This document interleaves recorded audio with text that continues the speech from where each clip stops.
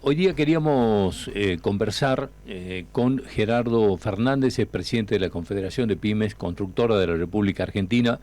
Está en Salto porque se ha reunido el Consejo Nacional de la Vivienda y me parecía que era realmente importante poder conversar con él respecto de todo lo que está pasando en un contexto difícil de la Argentina, particularmente en los sectores de la construcción. En Salta hemos charlado creo que de manera abundante de todo lo que ha ocurrido, así que le vamos a agradecer que haya aceptado esta invitación para conversar con nosotros. Muchas gracias por estar aquí. No, por favor, es un gusto estar con ustedes. Bueno, ¿qué conclusiones ha llegado el Consejo Nacional de la Vivienda? Porque si hay una parte, digamos, que ha tenido un golpe muy fuerte a partir de la asunción del gobierno, de la paralización de la obra pública, fue justamente la construcción de la vivienda, en la que han quedado obras, digamos, no sé, a medio de ejecutarse, totalmente paralizadas y en medio de una incertidumbre total. A ver, primero describamos. Te diría que el universo de la obra pública es mucho más que vivienda. Tenés obras de arquitectura e infraestructura. Esto incluye vivienda, incluye hospitales, incluye escuelas, incluye obras de agua, cloacas, saneamiento, Rutas y... rutas y demás, diques, electroductos, gasoductos. Primero, para desmitificar un poco y poner orden, porque por ahí la gente, somos rápidos de lengua los argentinos y por ahí sin conocimiento y sin argumento y sin fundamento. Cuando hablamos de obra pública, no solo hablamos de una casa del IPB. Cuando esta mañana cualquiera de los ciudadanos de la ciudad de Salta se levantaron y abrieron la canilla y se bañaron con agua caliente, hicieron uso de servicios que construyó en algún momento la obra pública, una red de agua, una red de cloaca, una red de gas que les llevó la posibilidad de bañarse en forma adecuada. Si un ciudadano hoy tiene un accidente y va a un hospital, ese hospital lo construyó una obra pública. Entonces, decir rápidamente que no hacemos más obra pública y que la obra pública es mala, tenemos que replantearlo y reverlo para entender qué es lo que estamos diciendo. Esto como concepto general. Respecto a tu pregunta de cómo estamos realmente muy mal, porque hay básicamente incumplimiento de contratos. O sea, una cosa es no más obra pública, que sería no vamos a volver a licitar y no vamos a volver a generar nuevos contratos, y en este caso el gobierno estaría en todo su derecho porque fue elegido por el voto popular y está sólidamente argumentado. Ahora, lo que está ocurriendo no es eso, lo que está ocurriendo es el incumplimiento de contratos vigentes en todos los sentidos. Y a Ahora, ver, en algún momento, y me recuerdo que el gobierno en un principio, cuando anunció la paralización de la obra pública, dijo que aquellas obras que tengan un 70% u 80%, te pido que me corrijas, no me acuerdo el porcentaje exactamente, continuaban, todo lo que esté en determinada etapa de ejecución. ¿Esto se cumplió? Porque en no, Salta en algunas cosas no. no, claramente, a ver, hay que dividir también, para ser claros, hay obras nacionales y hay obras provinciales en todas las provincias del país. Lo que está paralizado al 100% son las obras con fondos nacionales. En general, en distinta medida, las provincias han ido haciendo esfuerzos en sostener las obras que tenían financiamiento provincial en distintos ritmos. Por ahí lo que ha hecho la provincia es bajar los ritmos. Entonces, si tenía un presupuesto, una curva de inversión de 10% mensual, a lo mejor lo que hizo fue llamar al contratista y decir: no te voy a poder pagar, bajemos al 5, bajemos al 2. Han bajado los ritmos en algunos lugares, pero en general las provincias han seguido cumpliendo sus contratos. El incumplimiento más grande viene de parte de los financiamientos nacionales. Claramente fue lo que se dijo, iba a ser primero mayor al 80, esto fue el ministro Ferraro en los primeros meses de gestión. Después Ferraro dejó el ministerio fue absorbido por el Ministerio de Economía de Caputo, y esto ya quedó también inconcluso, digamos. Hay versiones de que la idea sería ir por ese camino, pero en los hechos llevamos 7 meses con las obras paralizadas. Y déjame terminar este concepto. Estábamos hablando de contratos vigentes. Si la voluntad fuese no terminar esos contratos, el derecho regula la posibilidad de la rescisión de los contratos. Lo que pasa es que eso tampoco está pasando. Entonces, en el mientras tanto, la descripción de la situación es la siguiente. Vos tenés empresas que con capital de trabajo invirtieron, hicieron un avance de obra X, supongamos 8 o 10% de una obra determinada. Eso se midió por la inspección de obra. se auditó con auditores de universidades nacionales. Eso dio derecho a generar la factura, se facturó y esas facturas fueron impagas. Entonces vos te encontrás con un monto importante de facturas emitidas en los meses de agosto, septiembre, octubre del año pasado, facturas sobre las cuales las empresas tuvieron que pagar los impuestos, tuvieron que pagar IVA, ingresos brutos, en algunos casos cerraron balance y pagaron ganancias, pero pagaron ganancias sobre una factura emitida en papel pero no cobrada, o sea, no solo perdieron por todos lados.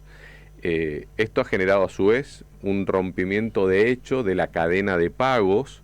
¿Por qué? Porque la empresa que no cobró no se pudo dar vuelta y en muchos casos ha incumplido con el proveedor. En el rubro nuestro es muy habitual usar la orden de compra y se paga a fin de mes. Entonces cuando vos tenés una empresa de 20 o 30 años, vos le mandás al corralón amigo, digamos que es proveedor histórico, una orden de compra y a los 15 días te hace la factura y se paga 15 días después.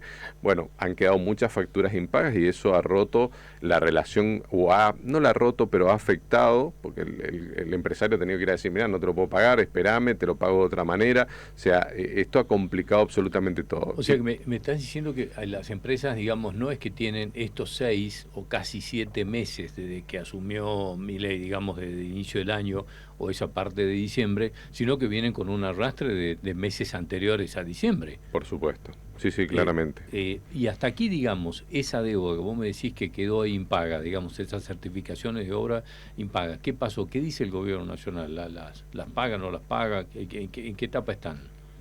Una cosa es lo que dice y otra cosa es lo que pasa. En los hechos hasta ahora no ha sido pagado un centavo de nada a nadie, esa es la realidad. Se dice que se va a pagar a valor histórico.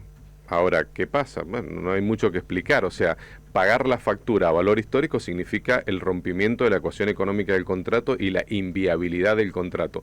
La Nación lo que está intentando hacer es ceder absolutamente todas las provincias y que las provincias se hagan cargo de todo. Esta es la postura.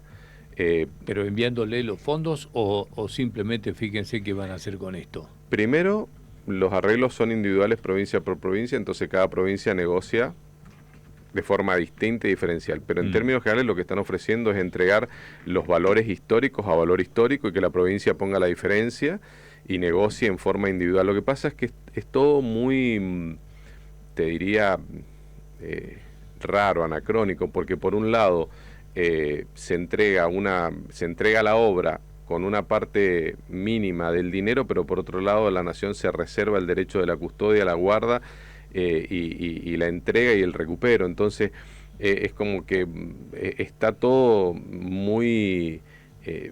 faltan todavía muchas aristas a resolver para que esto funcione y mientras tanto el tiempo pasa. Lo más grave acá, amén del dinero y la obra inconclusa, es el paso del tiempo, porque el paso del tiempo está poniendo en jaque a las empresas que ya están en situación de concurso, de quiebra, muchas. Te hago una pregunta que es esta, digamos, la obra en este momento así paralizada, ¿sigue estando a cargo de la empresa? Es decir, por supuesto. Tienen que custodiar la obra. ¿Eso les demanda costos? Por supuesto. A ver, para quien no conoce, el proceso es el siguiente. El Estado o el ente comitente, sea un municipio, sea un ministerio, sea la provincia, sea la nación, llaman una licitación pública. Por tanto, es una licitación transparente en donde pueden haber ilimitada cantidad de oferentes. Generalmente hay 7, 8, 10 oferentes, o sea que hay una competencia leal. Esto es para romper mucho mito, porque se cree que uno pasa por un cartel y ve montos y automáticamente piensa que hay arreglos, y esto es, la verdad que puede haber habido alguno, pero en términos generales, en el interior, para obras menores, no dan los costos, no dan los números, hay muchísima competencia, hay mucha empresa, y la verdad que del mito a la realidad hay una diferencia importante. Entonces, sigamos con el proceso. Hay una licitación pública, hay un estudio de ofertas, generalmente se adjudica al más económico, la ley dice el más conveniente, no siempre es el más conveniente por antecedentes, generalmente el funcionario público no quiere correr riesgos de una auditoría, entonces adjudica al más barato, se firma contrato y el primer acto útil después del contrato es el acta de entrega o posesión de terreno, a donde se va a llevar adelante la obra. Desde ese día en adelante, el responsable del inmueble en donde se levanta la obra es la empresa. Tiene que tener guarda, custodia de todos los bienes que se encuentran adentro, para eso emite seguros y pólizas de caución y demás. Entonces, ¿qué es lo que está pasando? Volviendo a los hechos. Quiero ser muy responsable y claro, acá no hay opinión de ninguna naturaleza, esto es descripción de hechos, de acciones, no es opinión. En los hechos, las empresas siguen con la custodia de las obras, porque si esas obras son vandalizadas o son usurpadas o son de alguna manera agredidas, el costo lo termina pagando la empresa con sus seguros. Ujú. Por eso es que las empresas les están diciendo, señores, resuelvan, lo que sea, pero resuelvan. Tomen decisiones, quieren rescindir, rescindan, pero reciban la obra y háganse cargo, pero no sigan teniendo, porque mientras que la política, sea provincial, nacional, está resolviendo, las empresas están vendiendo capital, están deshaciéndose de un inmueble, de una maquinaria o de un departamento para poder solventar la custodia de una obra, porque ¿qué es lo peor que puede llegar a pasar? Y con esto termino la idea. Si esa obra que está en un lugar, generalmente las obras del Estado no están en el microcentro custodiadas y cerca de la comisaría, están en lugares en donde por ahí son de fácil acceso para el delito. Si esas obras son vandalizadas y esto llega a una auditoría dentro de 3 meses, va a decir, pero acá no está el techo, y el techo estaba, pero se lo robaron, ¿y de quién es la responsabilidad? Y empieza la duda, ¿estaba, no estaba? Sí, estaba, están las fotos, pero lo vandalizaron, ¿de quién es la responsabilidad? De la empresa. O sea que aquí no tan solo está esto, digamos, de los costos ya asumidos por las empresas y todo lo que les está pasando. Estaba haciendo memoria cuando te escuchaba decir que hay certificaciones del mes de agosto del año pasado que todavía se están discutiendo para empezar a pagar, así que estamos más cerca de un año. Eso no se puede valorar a valores históricos después de lo que ha ocurrido solo con la inflación de agosto hasta aquí, ¿no? De agosto del año pasado hasta aquí. Entonces, digamos, todo esto, esta suerte de limbo que hay, donde no hay nada claro, es digamos, un escenario de incertidumbres eh, con, digamos, interlocutores o sin interlocutores. Con interlocutores, pero permitime, todo tu desarrollo está basado en la lógica y el sentido común, que no es lo que prima por estos días en la realidad de los hechos. Uh-huh. Hoy día se privilegia y de alguna manera somos conscientes, somos responsables, entendemos, pero también necesitamos hacer sentir nuestra voz, pues nuestra gente se está cayendo del sistema. ¿Cuál es nuestra postura? La Argentina somos todos y tenemos que ver cómo lo resolvemos todos, no una parte sí, una parte no, y hoy nos toca a nosotros estar afuera y ser una parte que no está en la discusión, en los hechos. A ver, esto que vos preguntás, el sentido común dice que no, pero el funcionario te dice, yo puedo pagar la factura emitida a valor histórico y seguir la obra.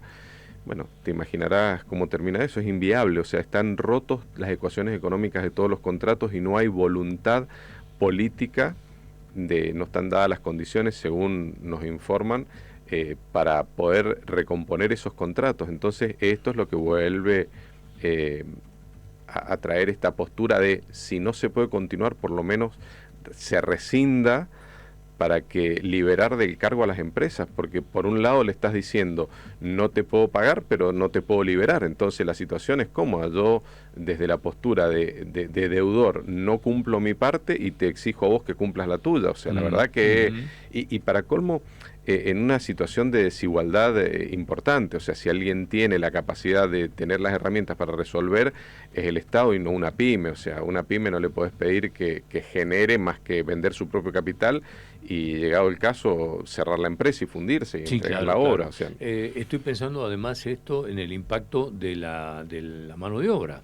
Digamos, estamos hablando, creo que hace algunos días un economista nos decía que se ha producido el mayor impacto en la caída de mano de obra en el sector de la construcción. Debe tener que ver bastante con esto, se me ocurre. Bueno, hay que decir, se puede analizar de distintos puntos de vista. El directo es registrado por IERIC, es un instituto de estadísticas que releva a la industria de la construcción, indica que en los últimos 8 meses se han perdido 110.000 puestos de trabajo directos. La historia enseña que, y esto ya está comúnmente reconocido por todos, que por cada puesto de trabajo registrado se pierden, dependiendo la zona, entre 2 o 3 puestos informales. Y ahora te explico por qué eso. Entonces, vamos primero a los números. Si perdiste 110.000, mínimo 250 a 300.000 puestos de trabajo se han perdido entre formales e informales. Ahora, ¿qué hay que decir también? Cuando escuchamos que están los informes de caída de ventas minoristas que cayó el 28%, eso hay que desagregarlo. Cuando caen las ventas minoristas, de ese 28% el desagregado es 8% en alimentos, en algunas provincias entre el 50 y el 60 en todo lo que tiene que ver con materiales de la industria de la construcción. Entonces, cuando uno habla de construcción, vos tenés un corralón amigo que tenía en el patio de despacho 3 obreros que hoy ya tiene 1 porque ya no los puede seguir solventando. O el fletero, cualquiera de nosotros ha ido un día a comprar algo y no tenía un vehículo para llevarlo y en la puerta del corralón había un fletero. Bueno, si habían 5 fleteros, hoy probablemente queda 1 porque no hay trabajo para todos. Entonces, esto también afecta indirectamente al cuentapropista, no es solamente al empresario. Y bueno, por ahí lo que hay que decir de esto, dicen algunos colegas, por ahí el empresario termina vendiendo de capital, despide a la gente y tiene algún resto de capacidad, ya sea profesional, porque tuvo la suerte de poder trabajar y poder ir a desarrollarse en otra actividad. Pero el obrero básico no tiene esa posibilidad, ese obrero queda en la calle y queda en la calle, no tiene herramientas. Entonces, ¿qué es lo que tiene? ¿Por qué la industria de la construcción ha sido tan importante? Por varias razones. Una, como dijimos al principio de esta charla, es civilización, es organización, es salud, es educación, es agua potable, es cloaca, es sanidad. O sea que cuando hablamos de obra pública estamos hablando de nuestro bienestar de todos, pero además estamos hablando de contención social. Entonces, en otros rubros, cuando vos vas a pedir trabajo, tenés que tener un certificado de buena conducta y tenés que tener antecedentes de haber tenido trabajos similares. En la construcción, lo único que tenés que tener es voluntad de trabajo, actitud, gana, y enseguida se aprende el oficio. Es un oficio que se aprende relativamente rápido y genera contención social muy rápido. Entonces, no nos sorprende, y esto no es estigmatizar, esto es leer la historia, como ya ha ocurrido, que en estas épocas de crisis haya aumento del delito, porque la persona que se queda sin el trabajo digno va por la calle y tiene que llevar alimento a la casa. Esto lamentablemente es muy duro decirlo, pero esta es la realidad. O sea, hay que enfrentar la realidad y decir la verdad. Gerardo, gracias por venir y por ponernos este panorama que muchas veces pasa desapercibido. Vamos a aceptarlo, así que muchas gracias. Gracias a ustedes por el interés y a vuestra disposición como siempre. Muchas gracias, hasta cualquier momento. Ya volvemos nosotros.